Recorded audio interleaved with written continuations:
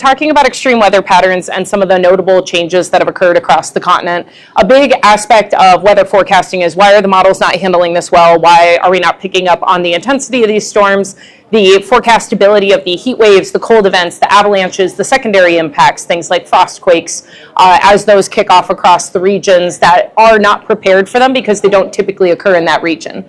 So what we're looking at here are the 10 hottest years on record, and this gives you a bit of a notion as to why our weather models will not pick up on that well.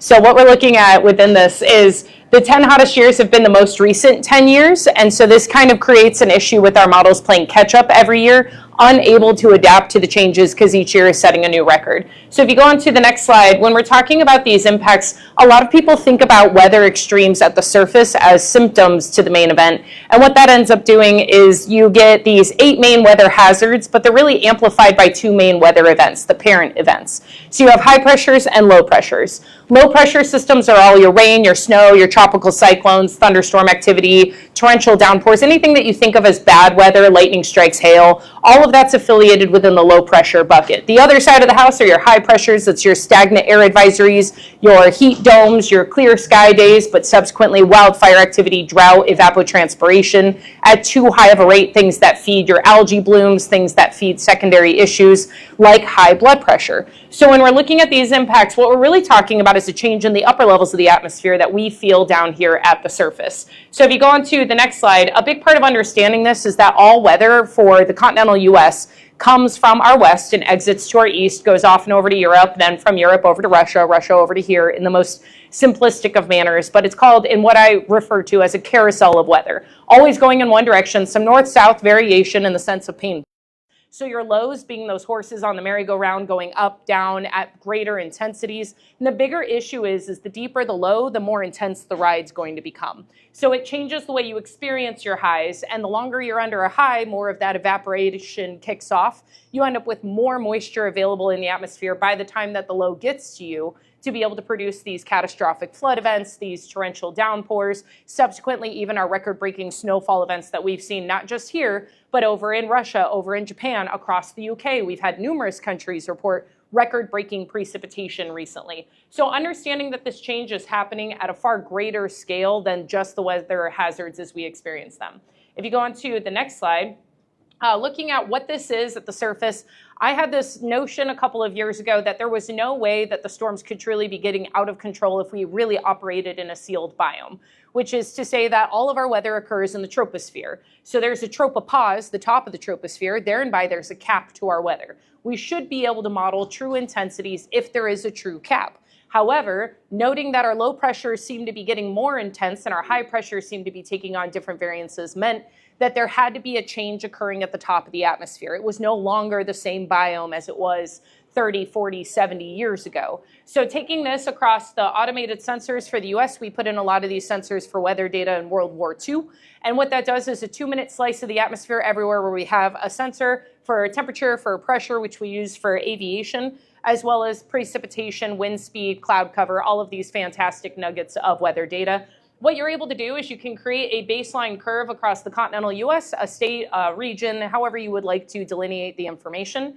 And then from that, you're able to see that your lows are indeed getting lower and your highs are indeed getting higher in the sense of pressure variance. And that goes from 1940 to now with a notable shift in the 1970s. Now, a lot of people say, why always the 1970s? Because that was the third industrial revolution, not for just the US. That was when everybody came into globalization. Concrete was utilized widespread worldwide to develop new cities, to develop interconnected modes of transportation. The global supply chain kicked off. Our ability for airport transportation skyrocketed. So everything from the 70s onward really exploded because of the work that was done in the 40s, 50s, and 60s. So when we think about this, really understanding that our infrastructure was put in during the period prior to the 70s across the board, roadways, airports, railways, dams, all of our key infrastructure was put in previously and not anticipating the change that followed. So if you go to the next slide, what this looks like when we're talking about major impacts across the board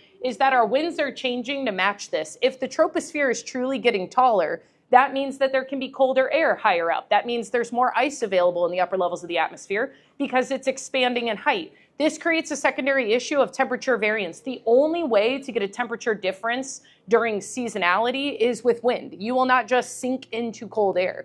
The wind must bring it in. So you may have noticed that wind gusts seem to be getting stronger. Windy days seem to be prevailing a lot more often. And across the board, we're seeing this impact across transportation. We can't fly as often in these events. Our truckers are getting laid down more frequently, going through mountain passes, high plains, and we're definitely starting to see this impact in the evaporation side of the house. So if we're saying you're going to see heavier precipitation, you're also going to see stronger winds pull that precipitation right back out again. So when we say you're going to go through the water cycle in a more aggressive manner, it has a lot to do with the fact that the troposphere is getting taller. So this has been something that was annotated over the last couple of decades, is that as it warms, when you warm anything on the planet, you warm a fat cell, you warm an air molecule, you warm a water droplet, it expands. Same thing happens in the atmosphere in the upper levels. And what that does is it allows for our thunderstorms to get taller.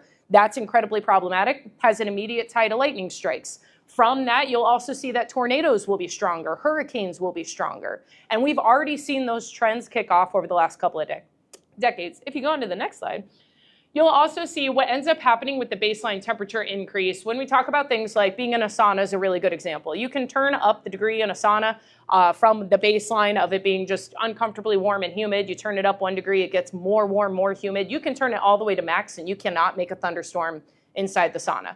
The atmosphere can do the exact same thing. It can get incredibly hot and incredibly humid. It will not produce a thunderstorm until that low pressure comes in. So this creates a secondary issue of what does it look like to have heat stroke prevail for days on end during sunlight hours, and temperatures to not drop off low enough overnight because we have too much concrete, and concrete loves to hold heat longer. So we're running into this bigger issue of, as it gets hotter, more and more water makes it into the atmosphere, evaporating off of our bodies, off the animals, off the rivers. What this ends up looking like is not only fueling our torrential downpours by a 5 to 10% effect on storms with extreme downpours, but it's also increasing water vapor. Now, what is water vapor? It's a greenhouse gas, which means this is now a self-fulfilling cycle. It does not matter if we pull off of carbon and methane to the full extent. To say that, of course, those are things that need to be done, but it will not stop the tidal wave that comes from this major pivot from the 70s. So when we're looking at this across the board, even a baseline temperature increase of 0.5 degree to 1 degree may not sound like a lot, but the ripple effect can be quite impactful at the surface. So if you go on to the next slide, what this looks like with our seasons across the board, you'll notice every state plays the game a different way. To say that our freezes are changing in New York versus Norfolk, so you'll notice here that's a pretty significant pivot, and it has a lot to do with where we see our nor'easters, where we see the storm system pattern going forward. Are we expecting to see more El Nino or more La Nina? And all that does is it changes the pattern of the carousel. So when you're thinking about La Nina, El Nino, and the impact on precipitation, food and ag, fisheries, all of these secondary things that the news wants to throw at everybody as a direct correlation, it's not a direct correlation to those, it's a direct correlation to the storm pattern entrance to those regions.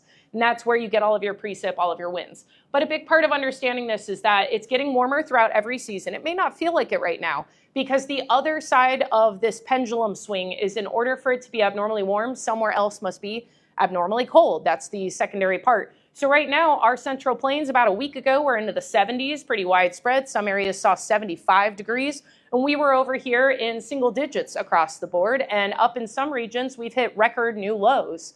So when we're talking about this, we're not talking about one state's doing better than another. We're really saying across the board, if you don't pull back to that mesoscale funnel view, the actual synopsis of what's changing, you're going to miss a lot of these events. Russia showed us what was going to happen with the blizzard event that we saw across the southern part of the US, because they saw record-breaking snowfall totals across Moscow weeks before us. Then it hit Japan, then it hit the Koreas, in the sense of they got a negative tilted system that moved over to Alaska. Alaska reported record-breaking precipitation and freeze, and inevitably into the US. Had we paid more attention, we should have prepared more. So the same thing happened this past winter, not this one that we're in currently, but the last one, when we had that freak snowfall event across our southern states. What was a good indicator there is that the southern hemisphere is usually a season and a half ahead of us. And what that looks like is they had seen in South Africa 6 feet of snow in a day. That was pretty notable. And then in Australia, one area got all the snowfall and one area got none whatsoever, which is what happened with our Mississippi River Basin. So when you go on to the next slide, it's never just one problem set. It's this ripple effect of some parts of the US will play the game differently than the others, which will feed the narrative that it's not actually happening, because one state will say, well, you said it's getting warmer, but it's getting colder for me, so thereby your narrative is wrong. And you have to say, well, that's not the true part of the narrative. The narrative is that these pivots are unsustainable for how we operate. We didn't put that into notion when we did food and ag planting, when we picked where we were raising the cattle, when we selected where to put our major metropolitans. Like when we're looking at all of this different data, we didn't annotate that the longer growing season, while it sounds like a perk, yay, more food, downside, way greater need for water now because the vegetation is going to take its cut before anything else gets it. And who else is vying for water heavily right now? The AI sector within energy. Energy needs to grow rapidly to maintain that. And we are seeing that our plants are going to take a greater cut, as is the atmosphere. This means there's a major fight for water resources just by natural need of use to cool things down and to be able to grow things. If you go on to the next slide, as we go forward in these temperatures, you'll notice a great difference between winter and summer, which means some areas of the US are going to face major pivots during different seasons. So if you look out west, yeah, of course, warmer summer sounds like, well, aridification for the desert makes sense. It was a desert in the first place, should be a desert. So you track that mentally. The downside, the warmer it gets out west, the greater the storms are by the time they make it to the east. So this becomes a secondary ripple that we don't think about when we look at temperature warming graphics. You need that hot air to pull that moisture. That's going to pull it from the Rockies. What happens if you don't have moisture in the Rockies?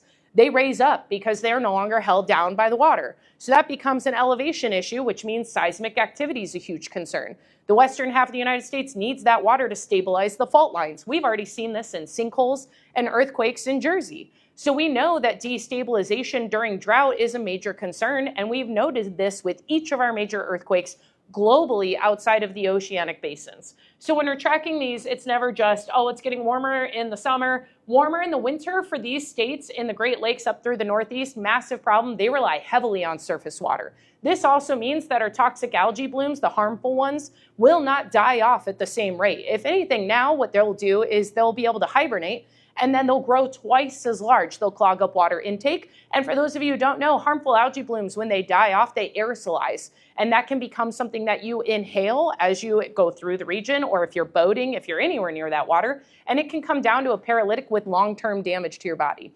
So if you go on to the next slide, there's a lot of these fun notions of, well, you're saying it's getting warmer in the winter, so therein by storms aren't bad. As we just saw with the avalanche that kicked off in California, one of the more deadly ones that we've had on record in that area, we've seen an increase in people dying in avalanches, not just in the US. This has happened in the Alps, in the Arches. Russia had a major snow slip last year that took out a huge chunk of their snowpack, overflowing their river system, which then flowed into a uranium mine.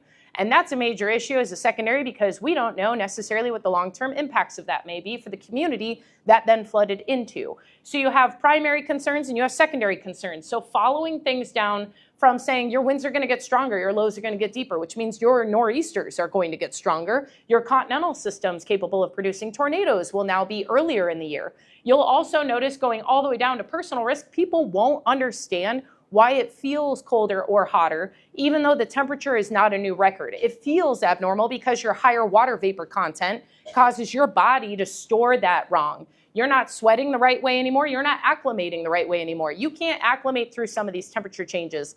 In March of this past year, 2025, we saw in Nebraska a 104-degree temperature spread in the span of a week. So that's a very notable ask of your body, of our cattle, of our vegetation to go through that major of a pivot, but also our built environment, things like your concrete, your metal connectivity points.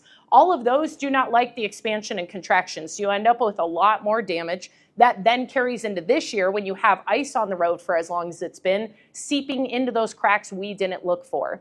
If you go on to the next slide, some of these cascading impacts look like this. This is 2024. You'll notice where it was abnormally warm was prevailing on the eastern half of the United States. So when we say some years take a pendulum swing in different directions, people often just look for the data, and if it's not there, they disregard. The downside with that is you end up missing that tornado outbreaks seem to be pretty widespread. Of course, they don't occur in the Rockies. Tornadoes don't love mountains. So if you've never picked up on that, tornadoes do not occur in higher elevations, nor do they occur in very dense forests predominantly. They also don't occur in downtown cityscapes. because they don't like friction. So the downside is wherever we've removed the friction, they are now growing in their ability to be taller, larger in size of span, and stay on the ground a lot longer. If you go on to the next slide, a major pivot set between that and this year, the abnormal warming pivoted over to the west, but our tornadic activity consolidated into the Mississippi River up to the Missouri River Basin, taking into account a new area. So this is where you get those studies that say Tornado Alley is moving. It's not moving, it's expanding. And the only way to expand is to grow in size. It's trying to get to Dixie Alley in full and stay in Tornado Alley. Dixie Alleys are Gulf states. The only way to get to the Gulf states from the Central Plains is to expand across the Mississippi River. So these areas in the Great Lakes and across this region were not built for tornadoes. And this is going to be a greater issue going forward because you're going to see mass displacements. And when people move from one problem, they don't really understand what problem they're moving into. So if you move from the wildfires in California and you move into North Dakota just had an EF5 tornado last year in the middle of summer that was caught by a Ring doorbell. Alaska's had numerous tornadoes over the last couple of years kick off. So when we're talking about understanding the threat, it's not how do I avoid all of this, it's how do you build into it as we go forward. Last year, we had the 5th largest count of tornadic activity on record, and all 5 of those years are in the last 8 years. So when we're talking about this, again, not just here, the UK is reporting an increase in tornadoes, China's reported an increase, Australia's reporting an increase in monster-sized hail, which we'll talk about here in a second. But as you can see across the board, different problem sets kick off depending on where you are in the US. If you go on to the next slide, a big part of understanding cost impact, it's never just, well, it's going to be more costly to operate. Absolutely, it'll be more expensive. However, the bigger concern is going to be, how do you plan for this level of damage if insurance pulls out? So that's the bigger problem, is we tell insurance, hey, hail's getting larger, it's coming down at faster rates. Subsequently, what did insurance opt to do? It pulled out of insuring hail in a couple of those states. So just all in total, there was no incentivization of, if you put in a steel roof, we'll reduce your rate because then you won't have damage. Subsequently, when we look at the building materials that we've chosen against the major storm systems, so severe weather is our #1 pain point because we have the topography that feeds it. Globally, the US leads in severe weather events, and that's because we have the Rocky Mountains to the Central Plains to the Great Lakes and the Gulf. All of that topography feeds that region, so we lead. Subsequently, that makes us the canary in the coal mine for everybody else, and if we don't lead the right way, neither will they when it's their turn for pain points. So our billion-dollar disaster graphic, everyone loves utilizing that. The other one from the last slide showed a steady increase, of course. Last year was not a record-breaking year overall. It was in our top 4 years. The bigger part to understand is if you take out tropical cyclone landfall, and we'll talk about why we didn't get as many at the tail end, but if you take those out, last year was the #1 year for billion-dollar disasters because of severe weather. So we led by a notable increase across all other years on record for damage from those events. So that supersedes California's wildfires for cost, just so that everyone's got that notion in mind. If we go on to the next slide, a big part of understanding what I say when I say it's never just us, across the board, if I say everyone's warming in different ways, you'll see a temperature on every single continent. You'll see we're losing our sea ice. Sea ice is a major issue to lose in general because while there are major scientific arguments of what that's going to do to the AMOC, the circulation in the ocean, as to whether or not we get our storms, that change doesn't happen until 21-25, arguably not our biggest concern. Moving our biggest concern to the sense of if we lose our ice, where's that water going? It's got to go somewhere and it will bleed into our land. And what's on our coast? Most of our grid. So that becomes a bigger issue. A lot of our people, they got to go somewhere. And there's no real way to stop it at this point when we're talking about sea ice. Even if you wanted to create a barrier system, you wanted to create a permanent freeze, it would come with ripple effects that we don't understand yet. Things like aerosol injection into the atmosphere, which I'm always willing to talk to people about at the end of this, I disagree with immensely because I feel like if we can't really get a handle on this, shouldn't be playing with the upper levels of the atmosphere. If we go on to the next slide, you'll see some of the other fun weather events have caused some secondary concerns to our built infrastructure. Now, when we say it's getting too hot and it's staying too hot, for those of you who don't know, in the built environment, your concrete has to cool overnight to harden. So if we're saying it's staying too hot throughout the summer, your concrete's not hardening at the same rate, which is why a lot of people are like, why are the roads always having to be repaved now? Nothing seems as strong as it was before. When we're doing things like using epoxy for patching, it's not doing the right job anymore, which means not only are we spending more money to do the task, but we're also seeing that it's taking longer to do the construction in total. So that's a supply chain concern. It's also a restoration issue as we go forward. But you'll notice here a bigger concern is what would it look like to have to do CPR on somebody on a 125-degree slab of concrete?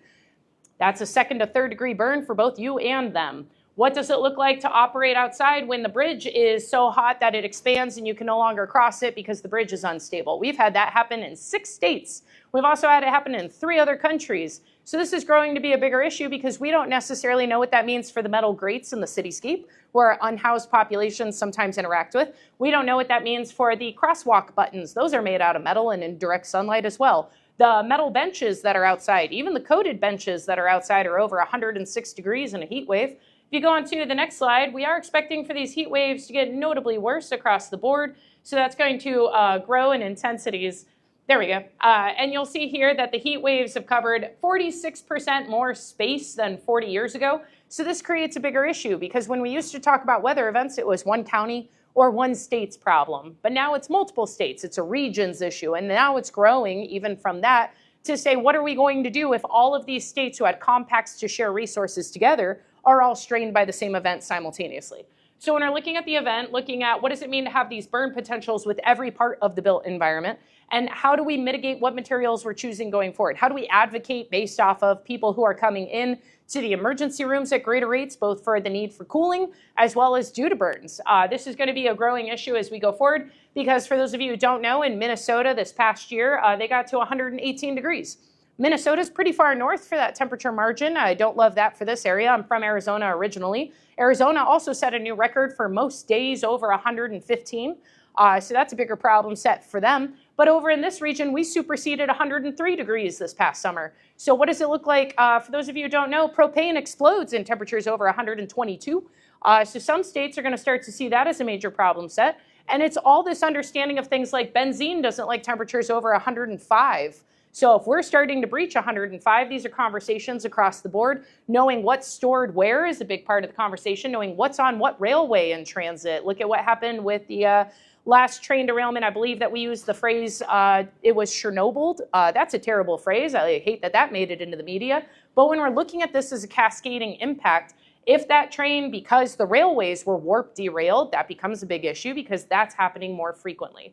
If you go on to the next slide, understanding what it looks like when a train derails. You'll notice there when that railway warped out, the Northeast corridor is seeing this over and over and over again. We're seeing delays, we're seeing cancellations, people can't take the train. If you haven't had the wonderful pleasure of running a scientific experiment on yourself and riding the Northeast corridor in the middle of a heat wave, if you didn't know, you have to stand outside on the train platform and wait for the train. When the train doors open, both you and all the hot air around you surge into that train with all the other hot bodies. You are now all sitting at the hottest temperature that you probably can in a tin can that cannot cool down at the rate that it needs to based off of, 1, the outside ambient air it's moving through, and 2, every time it opens the door, it gets hotter in there. So you're cooking those people, and then the people waiting on the platform are coming in both lethargic and hot, and then at the end of the night, whenever you get back to DC from coming down from like New York or further up, you end up getting dumped out into the city around 8 to 9 p.m. at the hottest core temperature that you can, aggressive. So if you've never been incredibly hot in the summer, you are getting put into the city at the most intense rate that you can, at also the highest risk of heat stroke that you can, because overnight's not cooling down the same way. So now you're staying out later, so you're dehydrated on top of that. And this creates a secondary issue for all of our major events in the area. A lot of our drinking events, bar hops, especially in DC, big problem set. It's staying hotter too late in the summer, which means they're staying up later, they're dehydrating faster. Bigger problem sets cascade with this. When we're looking at other issues, the roadway jumping, again, highlighting Minnesota. Minnesota had the roadway jump about 17 inches in the span of a minute and a half. And that happened this past summer, or this past winter. What that did was it catapulted a car going over it, up and off the road. So when we're looking at these damages, this has happened in 4 different states where the road just lifts. And that's because the soil has to expand or contract, right? So we know this, the water gets in, it interacts with the material, you end up with a break point. Same thing's happening with our bridges. The barges are going through drought, flash flood, and that becomes an issue when we're dredging, the sediments depositing into the wrong areas. Looking at Louisiana with the saltwater intrusion, running out of fresh water there, major issue set. Looking at the bigger concern when we're talking about aviation, this is a big problem. I used to forecast in the military for helicopters. Helicopters can't fly in certain temperatures, and that's because it destabilizes the atmosphere. They can't cool down at the right rates, the way the rotary blades operate. It's a whole problem set. So when we're looking at this, looking at our search and rescue helicopters, big issue. Looking at medevacs, that's going to be a growing problem. Looking at utilizing the drones more frequently, also an issue because they struggle with the same problem the larger the drone. So talking about things like they're not getting the same lift, it means they can't carry as much either. So that's going to be a growing issue for cargo. So across the board, just expect the supply chain during critical needs for resources diminished. If you go on to the next slide, you'll see some of the other fun events when we're talking about increased humidity levels in general. You'll notice it's not our record events. Our record events happen in the 50s, 40s, 80s. I'm aware of this. I put these in here specifically so you can be aware of it because it's important to understand what the atmosphere is capable of producing if it really felt like it. Which if you look at this, biggest problem here would probably be our 1 minute highest known rain total is more than an inch. That comes down to our highest 1 hour is 12 inches. What does that look like to operate in this built environment? Where is that going to drain to? What is that going to rip up? Semi-trucks would just go because we know that at 6 inches of rain, it starts to lift some small cars. 12 inches of rain moves every car. So this becomes a growing concern because it's already occurred in Missouri, in the central basin. As it gets warmer, as it gets more humid, that environment will expand. The capability for that will expand. So that's why I put those studies in there, along with our increasing wind speeds and our increasing precipitation side, just to understand the rain will come down harder. It'll be shorter bursts, so it won't rain for multiple days on end, which we all think great. We didn't like that anyway. However, our plants need it. As our plants don't get that, if you've ever had a plant at home in a pot and you took vacation for 2 weeks and you came back and you're like, I got to water the plant, and you try to water it and the water spills over the edge and the plant doesn't want it anymore and it's already decided it's got to die, the general surface of the earth does the exact same thing. So if it doesn't get water in the way in which it's used to getting water, there is no more space for the water when it does come. So it'll reject it and pass it on downstream, which means our flows of water will increase. So that'll rip up things like roadway materials and deposit it into the sewer systems, backing those up easier and easier. So if you thought that the most recent septic spill into the Potomac was bad, I'm just going to go ahead and say that's notably going to get worse. And we're going to talk a little bit about subsidence and why some of our pipelines may be breaking a lot more frequently and subsequently seeping into the earth.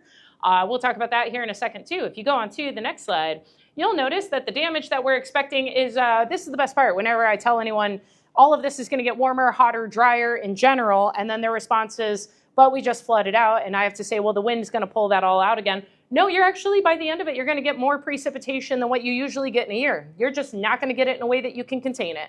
You're not going to get it in the way that the reservoir can hold on to it, because the atmosphere is going to try to take it right back out again, and the plants and the soil and the data centers, and this becomes a growing problem. So when we're saying you're going to get 1.5 times as many days with over an inch of rain, by the end of the year, you'll end up with more. But it won't do what you need it to do. So when we're looking at damage events, of course, we're looking at houses. Now, this is a bigger problem set. Squares and rectangles are actually structurally some of our weakest choices. When we look at all of the things that naturally occur in the earth, there are no squares out there. So when we pick these models, you'll notice that force of flood or force of wind would often knock over something that's large and flat. It's why our cars are not large flat anymore. It's why the aviation side of the house are all tubes. It's why everything up in space is tubed out. It's a very similar notion when we talk about homes, is that we really should have leaned in more on domes. Domes can withstand 250 mile per hour winds, the force of water, and then when embers come, they usually blow over or around. Embers love corners. We built a lot of corners, so just anticipate the damage to homes and buildings in general will go up just from that choice. If you go on to the next slide, some of the other fun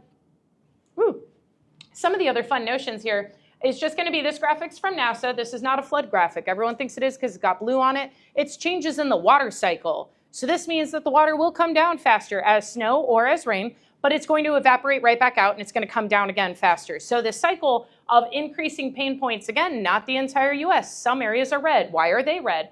The Pacific Northwest for atmospheric rivers, those are changing. They're getting more potent, but they're not happening as frequently, which means their vegetation likely to die off faster and become a problem for wildfires.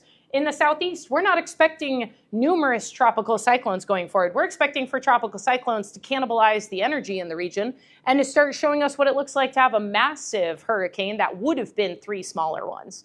So when we're looking at pain points, we're looking at changes in the vegetation, changes in the way that we operate, depending on where you are in the US.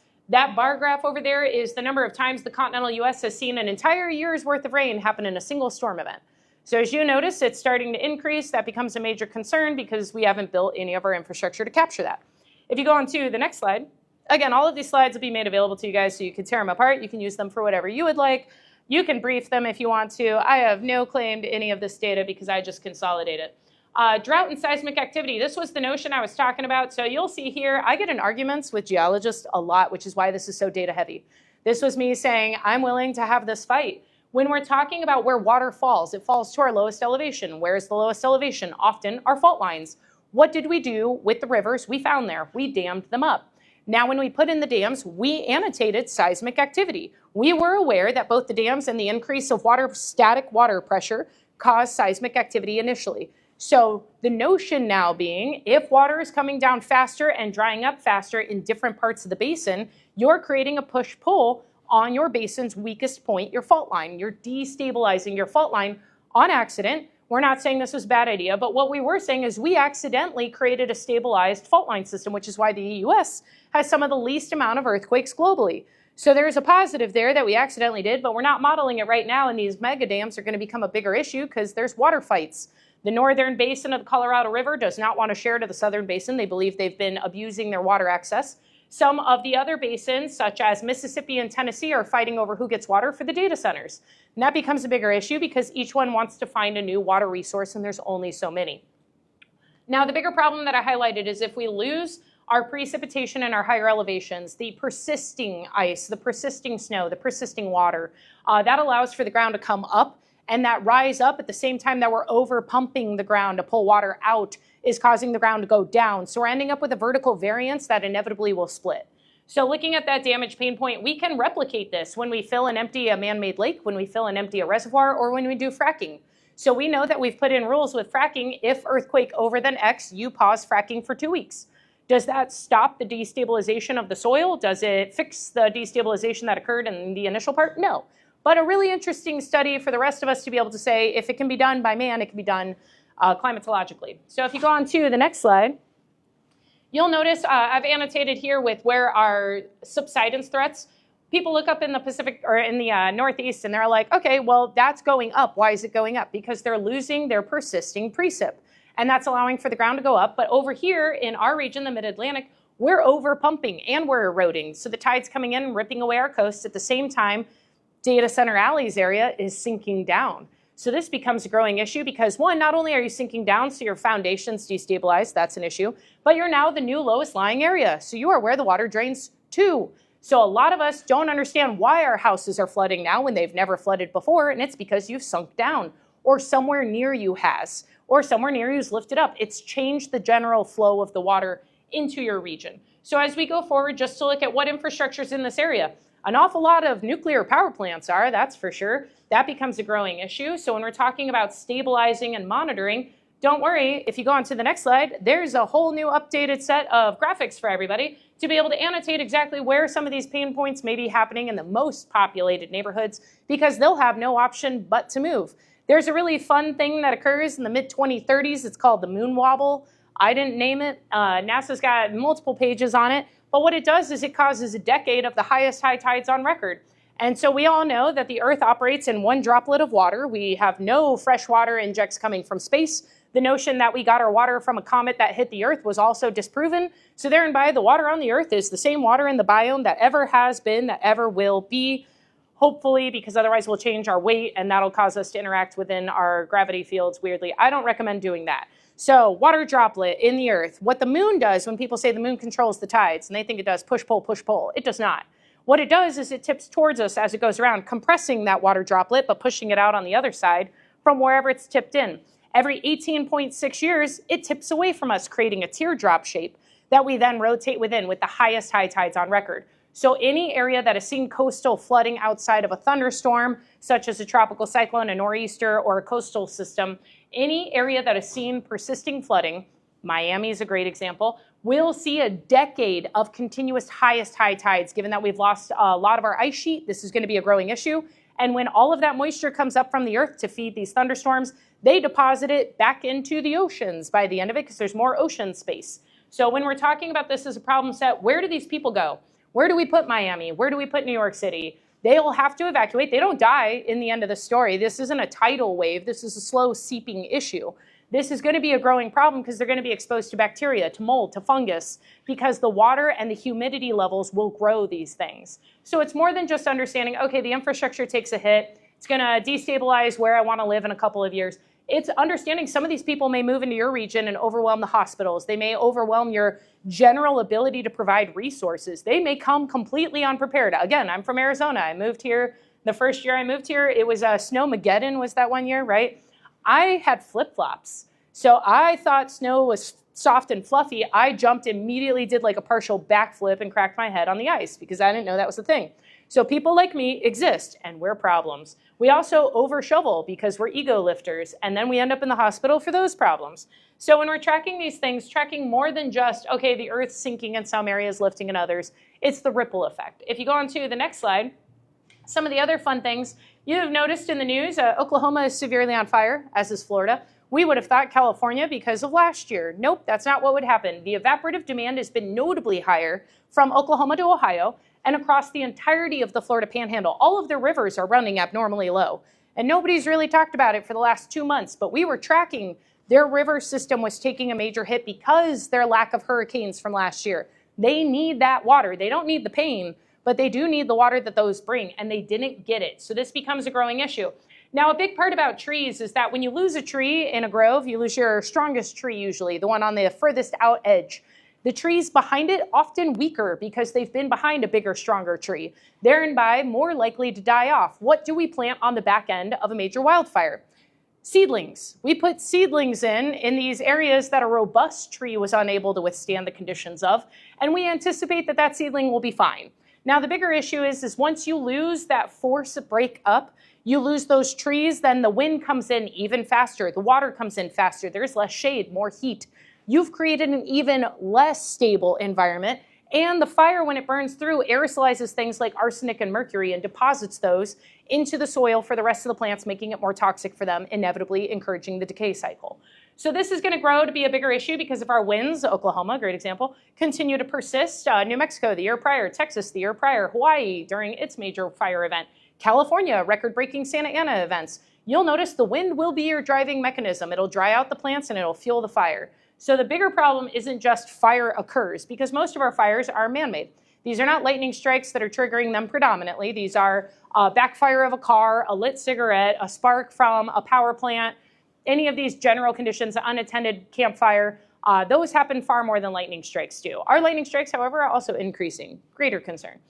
So as we go forward, as you lose these trees, we are anticipating fewer and fewer will grow back because of these conditions. Now, the bigger issue is the trees are also throwing their seedlings further away into the higher elevations, putting the seedlings, which are combustible at a greater rate, into more delicate ecosystems. Thereby, once the fire spreads into the mountains go up like flames because of all the seedlings. So this becomes a cyclical issue also. If you go on to the next slide, the bigger concern when we talk about wildfire and the damage to the body, obviously fire burns bad. Other problem, inhaling that smoke comes with cascading, permanent, lifelong problems. For you, for the unborn children, fun fact that I did a bunch of studies on, wildfire smoke emission for all mammals reduces milk production. So that becomes a big issue across the western half of the United States. But again, it doesn't have to be our fire. It doesn't have to be our smoke. Canada was on fire and we got a lot of that smoke. So it doesn't matter who the smoke is being provided by. But last year when we looked at who was the most on fire, we thought it was Canada. It was actually Russia. It was incredibly hard to get the data sets of how much they were on fire and whether the fire was from one thing or another. But nonetheless, their total area burned was fire burned. And subsequently, when we're looking at this, we are anticipating this to be a growing issue across the board. This comes with issues, everything from early onset dementia to permanent lifelong asthma conditions. And a better part of it is I'm from Arizona, as I mentioned, where we have valley fever. Valley fever loves these events and will travel with it. And valley fever is a fungal infection of the lungs. So I had that for a good couple of years, as did most of my friends and family. We get it in the military, often labeled as exercise-induced asthma. Makes no sense. We didn't realize what they were really annotating there was it's conditions of the environment we don't want to touch. So then moving to this region, I went to the hospital for some other issue and they scanned my lungs and they immediately asked me, have you been eating asbestos? And I said, that's crazy. I don't know how many people do that, but valid question, military, I don't know. No, and they were like, you have so many tumors on your lungs. but they weren't tumors. They were fungal spores that were showing up. And so they were immediately going to start me on cancer treatment out of this fear that my lungs looked completely coated. But really, I was just suffering a totally different problem that went away a year and a half later. And so I looked like a miracle, which was super cool. But all of my friends and family had the exact same problem. So not that big. But the downside is there is no cure for valley fever. And it does travel with this. And a lot of these secondary problems also have no cure. So this becomes a growing concern across the board. If you go on to the next slide, a big part of our severe weather discussion, as the atmosphere gets taller, our supercells get stronger, our lightning strikes increase, our straight line winds increase, derecho events increase, microbursts, my favorite events, is when a thunderstorm forms and it attempts to form so fast that it overruns itself. And all of the energy that would have been a supercell now pinpoints one spot on the Earth and collapses into that one spot on the Earth, flattening whatever's under it. So this occurred in the 1980s with an aircraft. It's why we don't fly under thunderstorms anymore.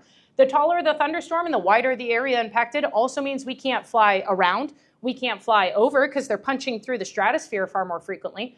The lightning that's going with them is traveling. The US now has the world record for longest lasting lightning strike across 17 states. So these strikes are no longer just one state problem, one supercell problem. Their ability to travel through that ice that's now available at the higher levels becoming a massive issue.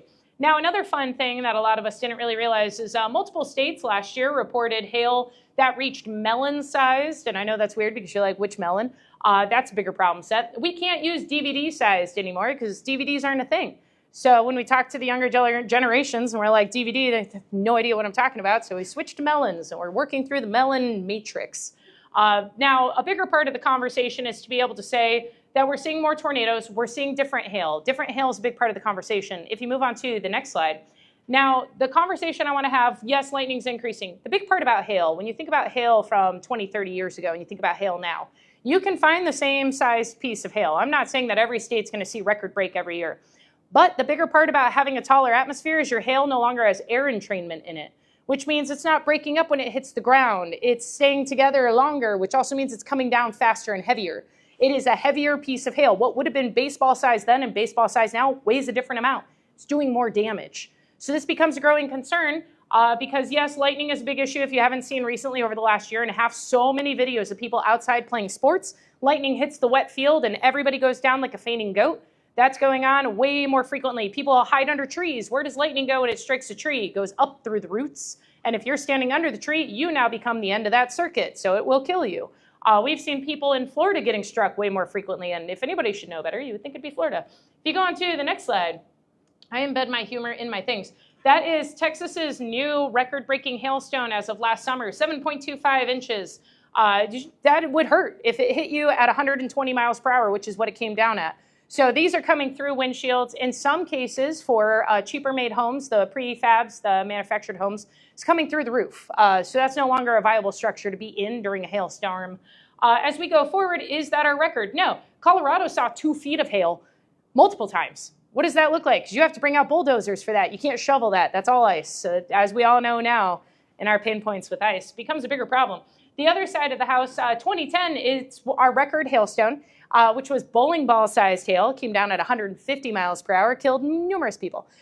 Bigger problem sets when we're talking about where these are occurring, a lot of people think, well, this is a Central Plains issue. No, as we know, in Virginia and in Maryland, we've seen increases in tornadic outbreaks, in mammatus clouds, which follow severe weather events. And 2 years ago, we saw a rope cloud form over the Capitol, which is the beginning of the cycle towards a tornado. What would it look like to have a tornado in the Capitol? That's a big part of the conversation going forward because there's a lot of monuments there. There's a lot of tourists who would not know where to go. And in all fairness, there's a ton of glass. So that's going to be a growing concern in my plate because a lot of those buildings, as you all recall, the difference between like Chicago and DC is height because they don't allow those buildings to be of particular height, which means they won't be breaking up these storms the way that Chicago is. And Chicago reported a tornado up onto the outer edges last summer. If you go on to the next slide.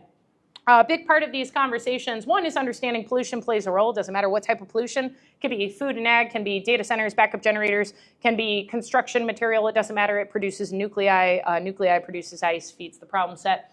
Other problem sets as we go forward are different smoke encourages lightning strikes. So it may not encourage rainfall, and that's a big thing to keep in mind because that's a whole conversation for cloud seeding. But if we're putting things into the atmosphere like wildfire smoke and it causes more clouds but less rain, and it increases things like lightning strikes, this plays a role when we're talking about seeing the increase in lightning strikes last year, a 20% increase from 2024. Now, a big thing to understand is Australia showed us a new pain point on the horizon for us.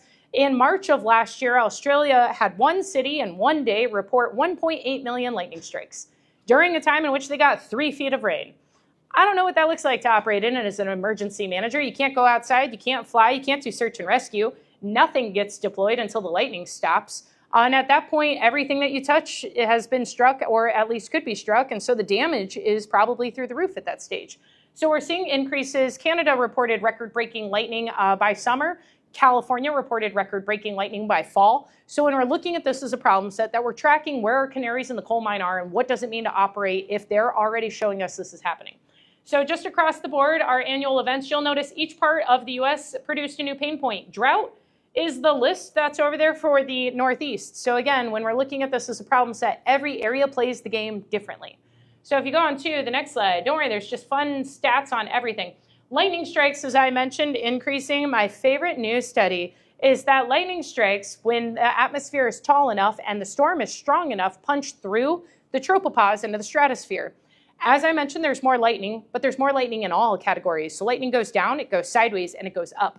Now, when it goes up and into the stratosphere, it creates what's called a sprite. They look terrifying if you've never seen one, which odds are you have not because they're insanely rare, but we're starting to see them now. So the sprites are lightning that makes it up and into the mesosphere, and that ends up creating a ripple effect, an ELV. And what an ELV is it's an EMP in the upper levels of the atmosphere. So that becomes a bigger issue because our low-orbiting satellites operate just above that. And so if our storms continue to get taller, this becomes a growing concern for the low-orbiting satellites, which we need for GPS timing, which we need for our clock systems, which we need in general for data communication, things like your patient charts. You may have noticed an increase in lag for a variety of reasons. Data centers are pulling a lot more, but we've also seen more and more aircraft, spacecraft being impacted from the low levels all the way to the top levels from things like drag.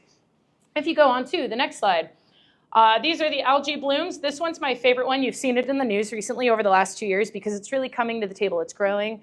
I'm a big fan of amoebas and watching how amoebas interact because it shows us what they've been through before and what they're capable of doing later. So the brain-eating amoeba is one of, again, my favorites. We also have the brain-eating snail, but if you can't outrun that, I don't know what to tell you. The brain-eating amoeba gets into a lot of our different waterways. So it may not seem like a lot to have only 8 states reporting cases, 1, 2, 3, 4, 5, 6, 7, 8, 9, 10, actually 10 states reporting cases. What you can't see here is the increase up the Mississippi River system. So the bigger issue as we go forward is that the amoeba is moving along things that have salt in it, and it's supposed to be a freshwater amoeba, which is how somebody, I believe it was in Virginia, died either last year or the year before from a neti pot because it was in the tap. So that becomes a bigger issue because that means it's in our water system already over here. The brain-eating amoeba's survival rate is, I believe the mortality rate, the death rate, is about 97 to 98%. So you die pretty quickly from it because it's usually coming in right up on the brain and then it eats away at the brain. So some areas are reporting a major increase. This is also in Australia, multiple other countries. But you notice Australia is also seeing a notable surge. So they love warm water, warm stagnant water. So this means our flash floods allow for the amoeba to puddle hop. So this becomes a growing concern, as does cholera. E. coli is in the news for this region. We thought that was more California oriented in general, but now Maryland and Virginia and DC are all talking about E. coli rates through the roof. What did California do about it that we could look at implementing because they've had this problem for years? So this is the conversation stance when we're having these sort of analysis. Isn't to say that any of these are new. They've been around. But it's to say what did they do about it in the area where it began and what can we do to either mimic it or to fast track our response. If you go on to the next slide. There we go. Looking at our tropical cyclones, so as I mentioned, all of our low pressures are taking on greater intensity. Tropical cyclones are lows. There and by, they will take on the same intensities. Bursts of heavier rainfall, stronger winds affiliated with it. And from this, with stronger winds, they will move higher tides. Their storm surge will go in further into the land. But the winds will also push things like lakes and rivers in the wrong direction. So Florida knows this because they get this with Lake Okeechobee. So they drain it right before a hurricane comes in. Does Virginia do this? If we get a tropical cyclone up the Potomac, which we haven't had yet, but we got pretty close a couple of years ago with that tropical storm that made its way up and across. If we see one go directly up and those winds push in, it will push the water to drain further inland at the time that the overreaching cloud shelf will cause the rainfall to try to drain that same direction, which means we'll flood in weird ways. If you go on to the next slide, this one's a lot more fun. to say that hurricanes here. Hurricane Melissa, down at the bottom, produced a wind gust. This was the one from this past year, 2025, produced a 252 mile per hour wind gust, which is a new record. When we're talking about our damage and what is a Category 5, it's just 157 or more. So this is 100 miles per hour over a Category 5 baseline. So this produces a greater issue of, do we have enough baselines? But the categories for the Saffir-Simpson only annotate wind.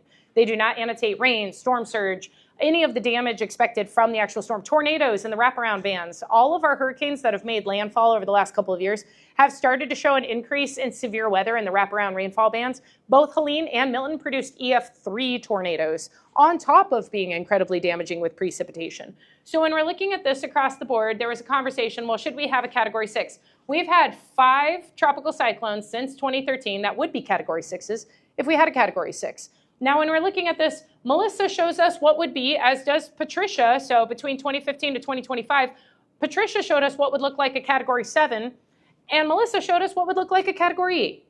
So when we're having the conversation of changes in the weather events, if you annotate a difference in 6, 7, or 8, how do you get people to care at all about a 3, 4? Because now they're going to see the larger number scale and they're going to think it's not that bad. And the problem is anything outside of Category 3 will move your house.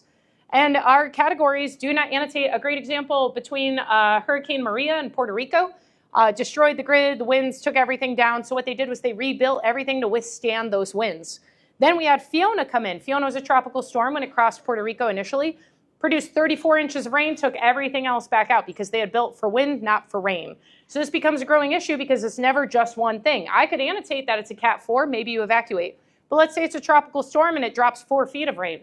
You should have evacuated, but you didn't because your emergency plans were structured only for the categories. And that's a big issue across the federal government, I will say. If you go on to the next slide.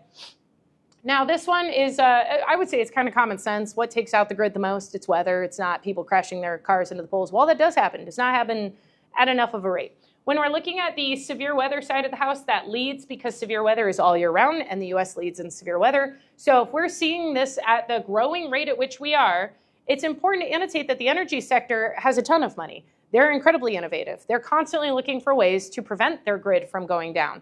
With the undergrounding, with the new power poles, with the different way that they're doing 3D printing for some parts, they're still being beat out by these weather events.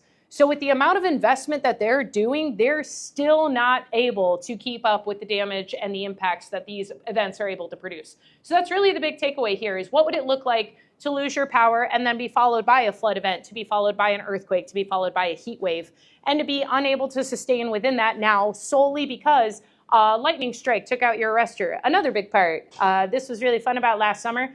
We had a lightning strike hit a lightning arrestor in Data Center Alley, and it took 60 of them off the grid for 4 hours. So that's a notable concern as we go forward, is it doesn't necessarily need to be your house that loses power. Maybe you lose connectivity to everything because one lightning strike hit just the right spot. If you go on to the next slide, bigger concerns when we talk about new heat and power outage graphics is that the areas of the U.S. who are ill prepared are not the areas of the U.S. that are talking about growing heat concerns. That's the western half of the U.S.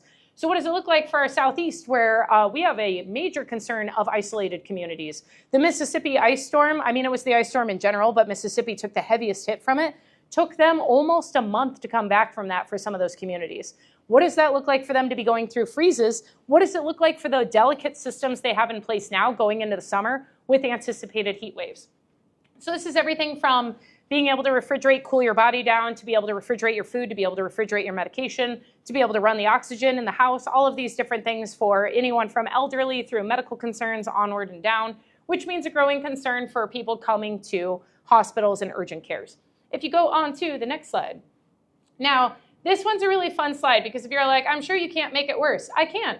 If you look over there, there was a study that came out from Johns Hopkins University. Love that. Don't love that it was public. Unfortunately, that's the way of the world. It talks about cyber attacks and weather events. Now, I read it as if I was going to do a cyber attack, why wouldn't I couple it with a weather event? Because I could get, what is it? It's a 37% greater impact to the economic, whatever my mission is.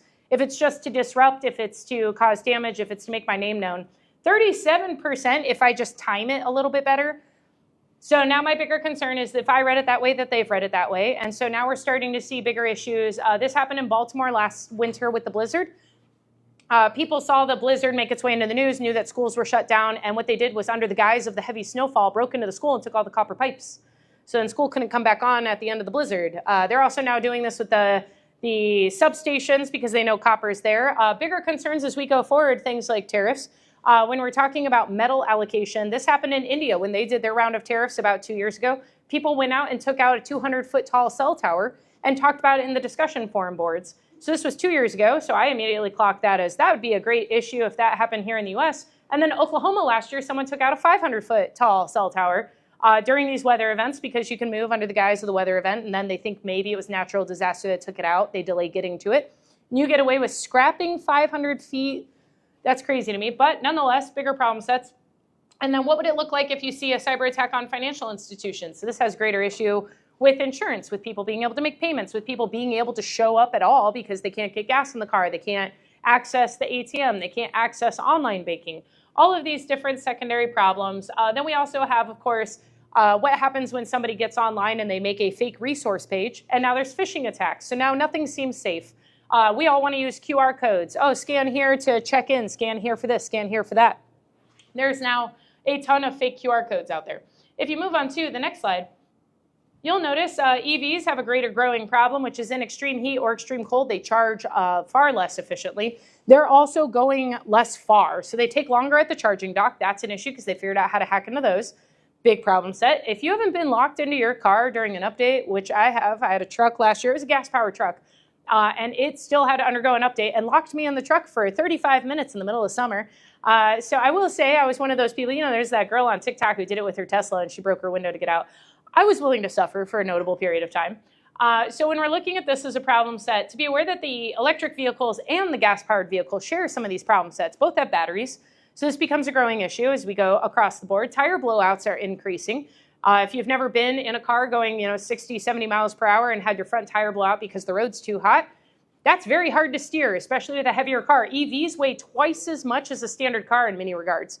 So this is also putting more friction onto the roadway, heating the roadway even further, destabilizing cars behind it. But this also becomes a growing issue. I know that Tesla in particular was like lit on fire, but to be aware that the batteries within these vehicles are incredibly difficult to extinguish, and we're saying that thermal runaway is growing to be a bigger problem because it's getting hotter, the undercarriage is getting hotter, the road's getting hotter. What would happen if you had 10 of these parked in a parking garage and one of them catches fire? We saw this in Georgia's airport with one of the electric vehicles. South Korea saw it happen 2 stories underground, and they lost something like 42 luxury cars. So I don't know what the price point on that was. But the parking garage is destabilized after that. It's too much heat. That whole parking garage has to be completely reevaluated. So thinking about some of our facilities, which have underground parking garages and then the facility on top, that becomes a major threat right off cuff. So when we're talking about this, just to be aware of some of the different threats on the horizon, if you move on to the next slide, some of the other fun things, if you haven't paid attention to the scooters outside, besides just hating them like I do, they've been kicked, run over, left out in the ice, left out in the heat, rain, flooded. All sorts of things have happened to them, and we kind of forget that that's a lithium-ion battery in there, and that doesn't get investigated. So a bigger problem with that is what country adopted them first? India. What country saw people get injured first? India. From this, who is the second adopter? The UK. The UK now made it into records more than since 2022, between 2019 and 2022, over the 3 years. There was a 1,000% increase in injuries from fires that have started with those e-scooters and a 600% increase in the fires themselves occurring. So to be aware that this applies to personal mobility devices because they're also in the same extreme heat, extreme cold environments back and forth. So the bigger problem when we're talking about this is these, if you didn't see the wonderful TikTok video that I saw about 1.5 years ago, you have a little map of where all of them are located at any given point in time. And somebody thought it'd be funny to go round up a ton of them and drop them at their friend's house. And so they took this video, and the first thing I thought was if even one of those catches fires or becomes compromised, that whole neighborhood's got to be evacuated now because there's no way to put out that many lithium-ion batteries, no matter how small they are. They're incredibly combustible. So this is just a fun threat on the horizon. If you didn't know where your dockless bikes and scooters are in relation to different hospital sectors, sometimes at stadiums, they're just out front. So if you go on to the next slide, again, I can make things hit anything, right? But I can also make it hit your body in general. So a lot of people used to say things like, I know it's going to rain because my knees hurt. And I used to hate that as a youth when I was young. And I would always say, you know, that's not science, that's a feeling. And I didn't like feelings. So what I did was I did a ton of research to figure out why so many people kept saying it, because it was so aggravating to me. So you don't know it's going to rain. And I want to annotate that. You can't feel the humidity. What you do feel is the barometric low. So what is a barometric low? It's an additive essentially to gravity. The olden day sensor for a barometric low was a barometer that was just a vial of water, essentially with a spout that would sit on a desk. And when a really big low would come in, it would push the water out the spout. So the only way for it to do that is to be displacing the water somewhere. So your body is predominantly a liquid. You are a barometer. Some people with more damage or more delicate joints or arthritis felt it more during smaller lows back in the day. Now our lows nowadays are massive. Everyone gets to feel it. Everyone complains about very similar pain points without realizing they're saying the same things that like their grandparents had said. They're not putting two and two together there. Now, the bigger problem is we know people say, when it rains, I get sleepy, I get depressed, I get lethargic, I don't want to do as much. There's a bigger problem, which is to say that as these lows get deeper, your ability to think outside of the event goes away. Very similar to a pain point of any form. You stub your toe, you're not thinking about the fact that you might be like cursing in public. So this becomes a secondary with any of these low pressures. They're coming in and smushing you, and our suicide rates are going up through the roof during these because you have no ability to really pull yourself out of the moment. You're in so much discomfort. Your joints hurt, your muscles ache, you have sinus pain, your teeth hurt in some cases. So this comes with greater issues. High pressure comes with the opposite end. Now, a really cool part between the two is we used to hear people say that they would stock up on resources and change shifts when they knew a big storm was coming in for pregnant women because they knew women go into labor during storms. Farmers did the same thing with their different creatures on the farm. And the big thing about understanding that is that, again, it's pushing liquid out. So spontaneous birth rates actually do have a correlation. High pressure events on the other side of the house have a correlation to heart attacks and membrane ruptures. So there's some really interesting back and forths. It also comes with aggression. We all know when it's hot, people get violent. This is a very common trend. But it doesn't need to just be hot. It's not temperature, because this also happens in the winter. Alaska, most of their violence happens on clear sky days in the winter when it is cold, but it's still a clear sky day. And we think it has something to do with the level of energy. It's why police officers annotate this when they see a full moon, and they're like, everyone goes crazy. The moon has the ability to lift and push water. So as your body interacts with a full moon, you have more energy. That's why the crimes are a little bit more energetic. Same thing happens during highs. So this comes with some secondary concerns, things like your ability to make proper decisions, things like cognitive impairment go up. So there's a lot of different ways you could tie this information in. If you go on to the next slide, this is actually my thesis paper at the Naval Postgraduate School for the Warfighter. So when we're looking at these impacts across the board, again, it's going to get hotter. Your body's not going to handle it well. Too much humidity acts as a saran wrap for the body. So this is a big part about why I don't think we should be doing aerosol dispersion, because when you put in a blanket over anything, if you're producing heat from underneath, while there is an initial cooling effect of removing the heat source from outside, you will inevitably cook from the heat source coming from the inside. So anybody who's on the aerosol side of the house, I would advocate no, because we produce heat from the surface now with the nuclear power plants, food and ag, transportation, all of that. So the other side of this, when we're talking about abnormal warming, is we thought it was 95 degrees for the sustained wet bulb for death. That actually just got changed a couple of months ago to 87.6 degrees, which doesn't sound that bad. The downside is the news channels are telling people you just need to acclimate. You should go outside. So we may be saying there's a heat wave, don't, you're at risk. And then the news is turning around and undermining us by saying do it. So this is becoming a growing concern on my side of the house, is trying to tell people your ability to acclimate in these humidity conditions goes down. Doesn't matter if you're like, well, back in my day, I could hang out in 120 degrees from Arizona. It's not the same 120 degrees. There's more water vapor present now. It will feel worse. So anyone who says it feels like it's hotter, it feels like it's colder, even though it's not a record, you're still correct. Your body is perceiving it differently.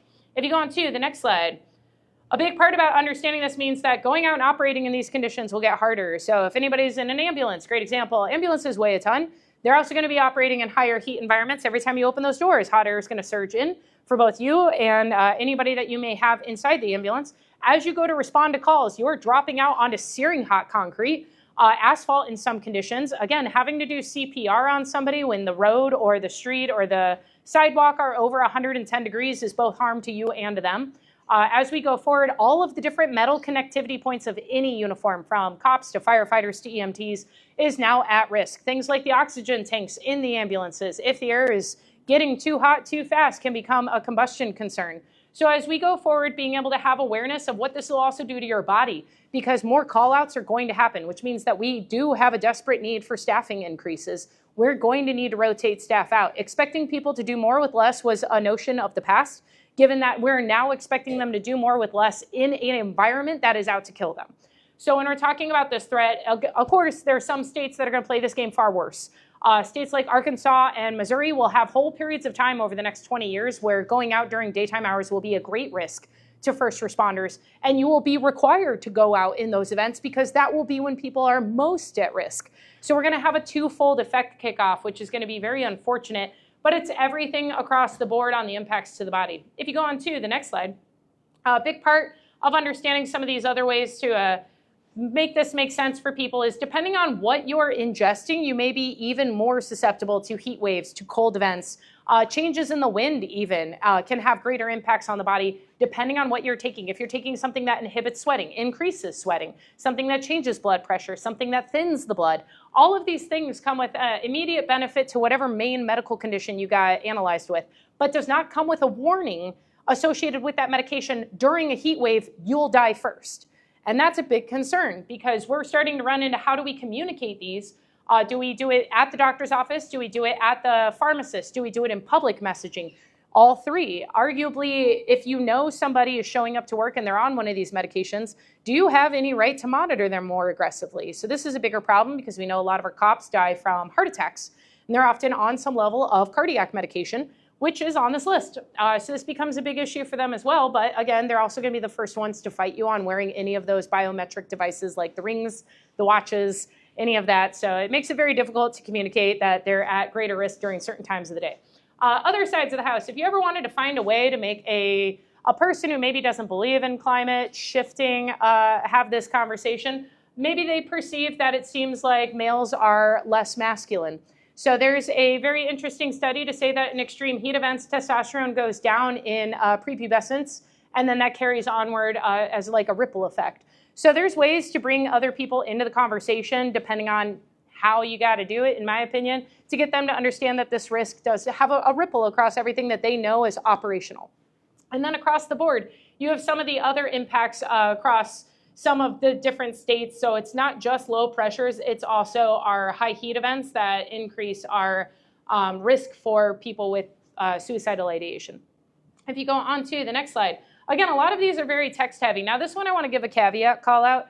It says terrorists right there in the top center area. It is a correlatable thing to high pressure events, but not because high pressure encourages terrorism, but because people go outside regardless of if it's hot or cold when there's a high. They don't care if there's a heat wave or it's super cold out. They just go out because it feels good. They have energy. So if you were looking for body count, you would subsequently be attacking on high pressure days. So that's where the correlation comes from. The other side of the house, we know a lot of these, because this comes from every country. I can find you studies in China, across the UK, in Australia, across the different African tribes, to be able to correlate all of this to say that certain things like aggression go up, but certain types of aggression. So sexual assault goes up a very notable amount. Domestic violence goes up. I believe it's annotated there, 4.5% increase in intimate partner violence per degree of warming. So when we say we're looking at what does it mean to operate in a 3+ degree warmer world, being able to extrapolate what does it mean to be in society. Road rage incidents go up. That's across the board. If you haven't picked up on that in recent years, which I definitely have, you'll notice that this is growing to be a problem, not just in one part of the US, but across all areas. And then when you travel abroad, it can be worse. So again, making sure that we're watching these ripple effects as they come across and picking up on the different trends as they happen. Some of these stats come from the police. They've picked up on it without realizing they picked up on being able to increase staffing and resources for these things. If you move on to the next slide, now it's also our animals. So don't worry, I've managed to annotate that it doesn't matter what you're looking at. Barometric lows, we know this if we've gone fishing or deer hunting. You'll know that barometric lows change how the fish operate, how the deer do, all the deer stuff. I obviously don't hunt, but I did do a lot of investigation into their research because they have great research on it. Some of the other things, dog bites go up on high heat days. That's all of our dogs. That's everything from service dogs to the bomb-sniffing dogs to anything that we love as, small little chihuahuas up to the big huskies. Doesn't matter. They get more aggressive on high UV days and their bites are increasing. So this is a problem set across the entirety of the medical industry. One, because more dog bites. Two, because service dogs. And as we go forward, we have all these other animals. We're seeing an increase in shark attacks. Bears aren't hibernating as long. Spiders are having more babies and they're getting bigger. Don't love that one. Mice are getting smaller, which means they're getting into more places with disease now. That becomes a growing issue.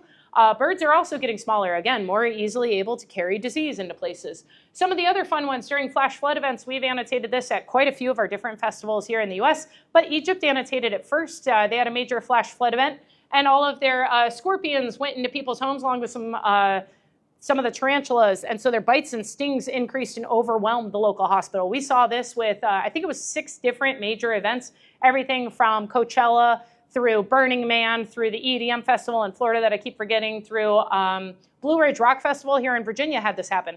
So when these events kick off, all of the creatures in the area will go into tents. And so you have a lot of campers at this event, and now they're tents full of snakes. That becomes an immediate concern because they do not understand the threat of a snake. We also now have alligators in Maryland. We have quite a few. And if you haven't seen the video, the police do not know you're not supposed to approach them. So this becomes a growing issue because everyone who sees one thinks, oh, that's cool. And they've seen somebody wrestle an alligator and they just assume that they can do that. Somebody who lived in Florida for 6 years, this is a concern at the top of my list because alligator bites are going up. If you go on to the next slide, again, this just changes the way we think about things. So I've gone ahead and I've broken this out into a couple of different ways we haven't really thought about it. Diabetic ulcers. Now that's a really interesting one. If it's higher heat, higher humidity, your wounds don't heal right. I loved that one when I found that as a study correlation.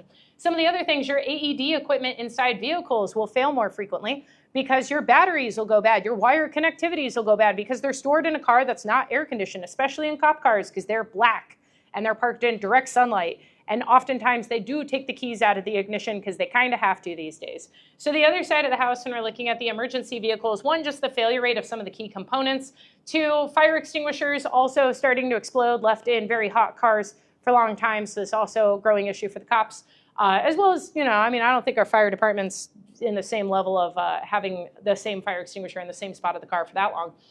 Some of the other major concerns as we go forward, thunderstorm-induced asthma, far more deadly than normal asthma, because it's not diagnosable. What a thunderstorm does is it kicks up everything into like a cocktail you would have never been exposed to, and then it throws it all at you at once, and that overwhelms your body's response system. And we've seen an increase in this across the board. If you go on to the next slide, some of the other, if you work with law enforcement, I made them a whole slide on like things, look, service dogs also impacted by high heat, but our increase in things like ticks and mosquitoes. So I've tied that into here. We also have humidity and sirens. So if you haven't picked up on this during high humidity days, you can see the flashing lights on an emergency vehicle, but you can't hear the siren anymore because it acts as a dampener. So as we go forward, being aware of which type of emergency response we're running when we're doing code, that's a big part of the conversation there. You can get anybody on any side of the house if they've got a gun to care about the changes that are happening in heat and humidity because it impacts the guns. Both the storage, the ability to operate, how you're cleaning it, what kind of lubrication you're using, where you're storing it, the fact that if you have a black rifle in a black case in a black car in direct sunlight through your window, it's going to be very hot when you go to touch it in an incident. So this is also another thing. Handcuffs, really fun secondary problem set, usually stainless steel. When you use stainless steel in a heat wave and you handcuff somebody onto a 115-degree sidewalk, one, sidewalk incredibly hot. Two, those handcuffs can cause a second-degree burn pretty quickly. So that becomes a secondary problem. Tasers operate differently, as does tear gas. So I've made sure to annotate both of those in there as well. Pepper spray, if you leave it in the car for too long, will change its consistency type too. So I've made this super applicable to the law enforcement side. If you go on to the next slide, I can also make it applicable to pepper spray in general through all the different ways that it'll interact with your body now that you're sweatier and you're hotter and your pores are more open. So it'll hurt more and it'll be harder to recover from.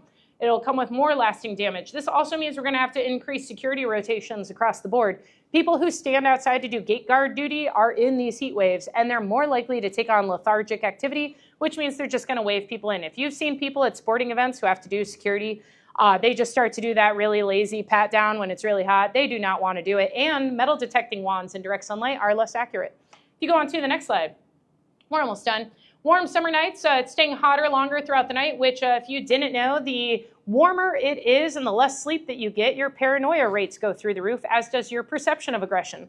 So this means if I show up for medical care and I've been hot for too long and I'm not sleeping right, I'm probably going to be more violent than I likely would have been on a better day. So this is really annotating what's happening across the board in the healthcare services, which is people are turning on healthcare providers. They're also turning on linemen during restoration activities during heat waves. So it's across the board a problem for restoration activity. If you move on to the next slide, some of the other concerns, of course, persisting heat changes the way that we carry during pregnancy, changes some of our major concerns across the board. You also have, of course, during different things like baseball season, football season, the people in the stands. This has been a really fun one over the last year, is to annotate that we've had 2 new headlines make their way in, which were people having mass heat stroke from the UK across the US. Wimbledon ran out of water, which is a fascinating problem. And then we just had people with frostbite during a major sporting event here in the US. So we're going through this back and forth of not really understanding what does it mean to be outside in these events when you're going to things like a major sporting event, or if you're going outside and you're pregnant, or you have any underlying medical condition at all, really. So again, our cold streaks are starting to reduce. Again, it may not feel like it here, but to annotate, the central US was in a small heat wave for what they were supposed to be. They were 35 degrees above baseline average. If you go on to the next slide, this is for anybody who comes up with that argument at the end of the conversation is like, well, it was hotter once on the planet before. Yes, it was in the red zone. However, we, the humans, have only ever lived outside of that really dark blue zone. So we've only ever lived over here. We don't know what it means to live over there. Not to say that we all die, but to say that this building sure is not built for that. Our roadways aren't, the grid's not ready for that. We don't have enough water to go around for the current stuff, let alone what it would look like if it was evaporating that fast. Bigger issues is there was definitely more lightning during the Jurassic era. So we're not ready for the things that are coming solely because they had come before and they're too hostile for what we have now and what we're able to adapt to.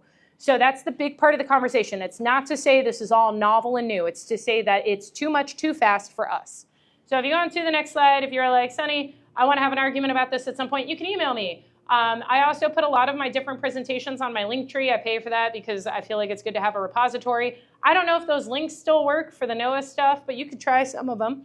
And this is to show you that we're really starting to supersede what it means to be above 1.5 degrees.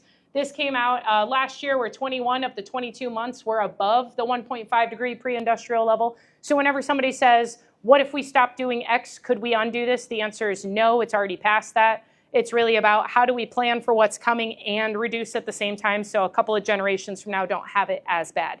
The concept of planting a tree in which you never intend to stand under the shade of. So with that, pending any questions, that concludes my brief.